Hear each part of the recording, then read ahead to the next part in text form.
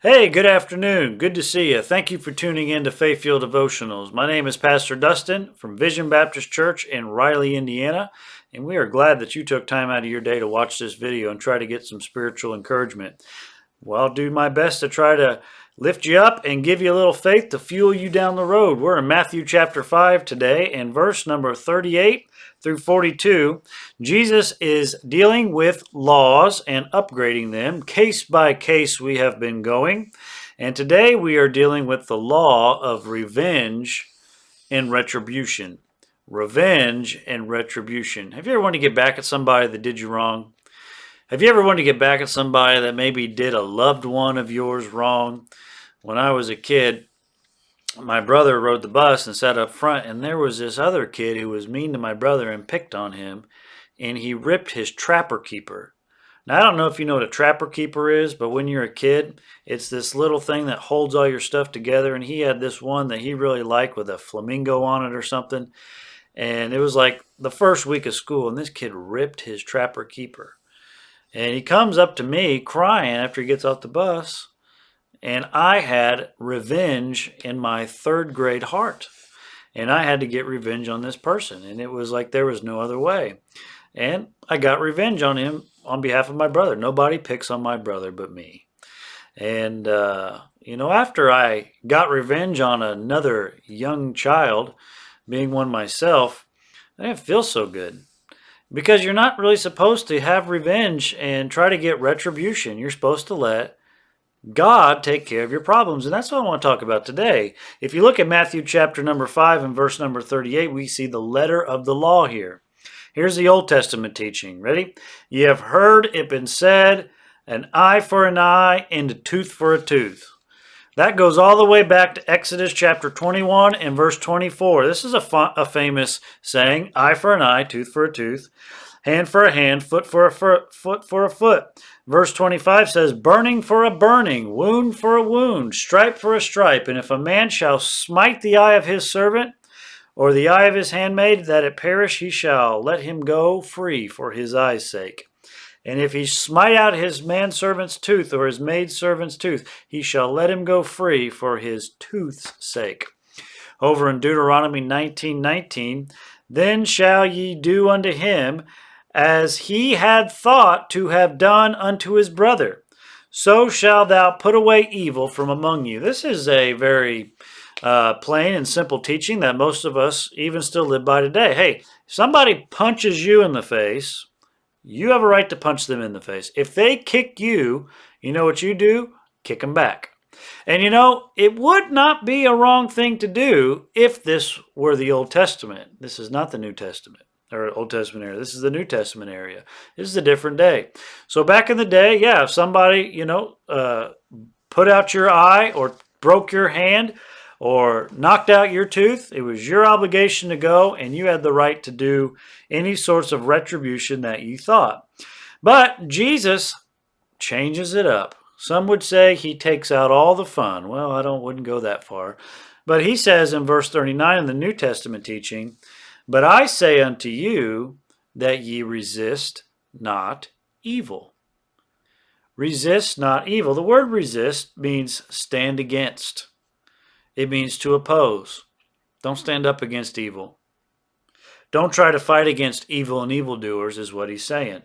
Are you serious? We're not supposed to fight against evildoers? What if somebody is hurting somebody? Well, that's where the government comes into play. But on our own personal level, we're not supposed to take matters into our own hands, Jesus is saying. We're supposed to let somebody in greater authority, we're going to talk about that, deal with that instead of we ourselves. It says over in 1 Thessalonians 5:15, see that none rend evil for evil unto any man, but ever follow that which is good, both among yourselves and to all men.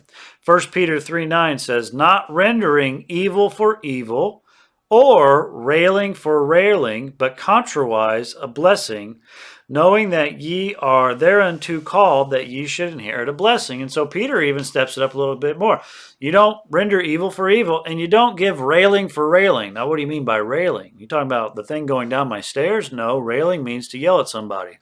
So if somebody's being evil towards you, you don't return evil. If somebody yells at you and rails on you, you do not rail back. Why not? Well, because that you should contrawise get a blessing if you do not succumb to that. There's a blessing possibly involved if you handle it properly. It's not about getting even. So Jesus goes on and really gives us in verse 39b, the second half of 39, all the way to 42, practical applications to living the law. Here's what he means. Here, let me give you some concrete examples to live by.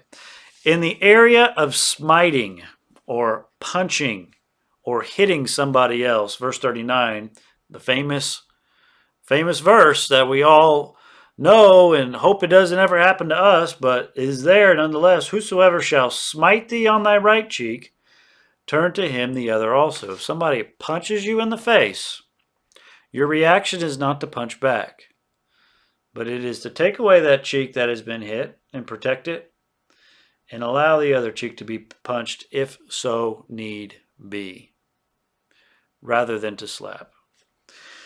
Well, does that mean, Pastor Dustin, that I'm just supposed to, let somebody hurt me? No, it's not what it's saying. Does that mean that I'm not supposed to defend myself or protect myself or my family? No, that's not what this is saying. This is saying when you react, you can question, but it's not up to you to deal out the justice. You can report it, you can call the police, but you are not supposed to deal out revenge. And even if you do call the police, you're not supposed to do it with revenge in your heart. Jesus himself not only taught this principle, but he lived it. In John 18:22, it says, when he had thus spoken, one of the officers which stood by struck Jesus with the palm of his hand, saying, answerest thou the high priest so? And Jesus answered him, if I have spoken evil, bear witness of the evil. But if well, why smitest thou me? So Jesus questioned.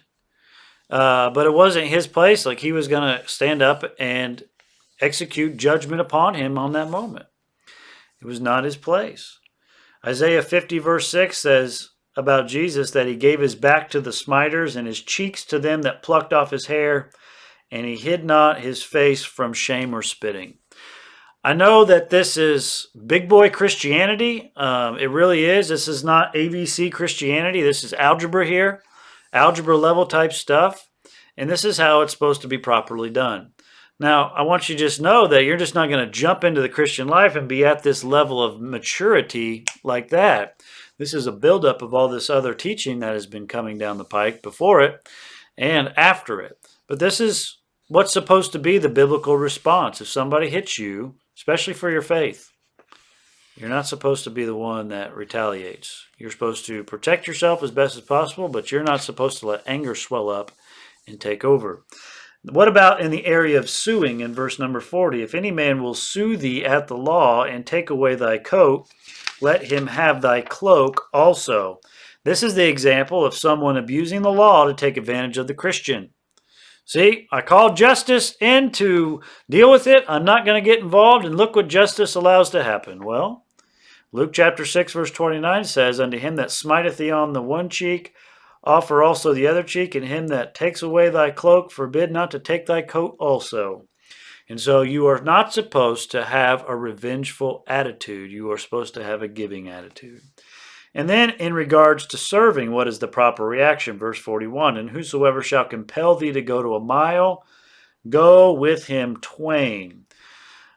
In the time of the Romans were allowed as soldiers to go up to any Jewish citizen at any moment and say, carry my pack, carry my stuff for 1 mile.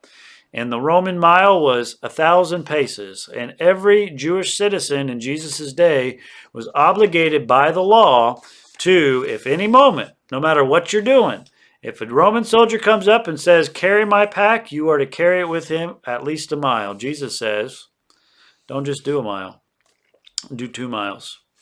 And you really get the heart of what he's trying to say here. It's not be defenseless. It's not be weak. It's not be stepped upon and be treated badly. It's be caring, be loving, be understanding. We're trying to win these people who do us harm. We're trying to help the people who have evil in their hearts and they're trying to take it out on us. We're trying to make a difference in their lives, not make it worse. Anybody can punch somebody who punches them, but it takes a real believer to stand up and say, you know what? I'm not going to do what feels right and normal to my flesh. I'm going to do what Jesus said. I'll go the extra mile. And then proper respect is also seen in verse 42. It says, give to him that asketh thee, and from him that would borrow of thee, turn thou not away. And really, giving to the heart of it. It's not about revenge. It's about giving. It's about helping. It's about serving. If somebody asks you, give it to him. If he wants to borrow something, don't say no. Be generous. That's how you fight evil. James 2:2, for if any would come unto your assembly, a man with gold and ring and goodly apparel, and there come a poor man with vile raiment, and ye have respect to him that weareth the gay or good clothing, say unto him, sit thou here in the place, and say to the poor, stand thou there under my footstool, you're showing favoritism. And that's not right. You should be willing to give when called upon, within reason, but pray about it. This is, again, mature Christianity here. We need to have a giving attitude, not a revengeful attitude. Have a good day. Thank you for tuning in. God bless you.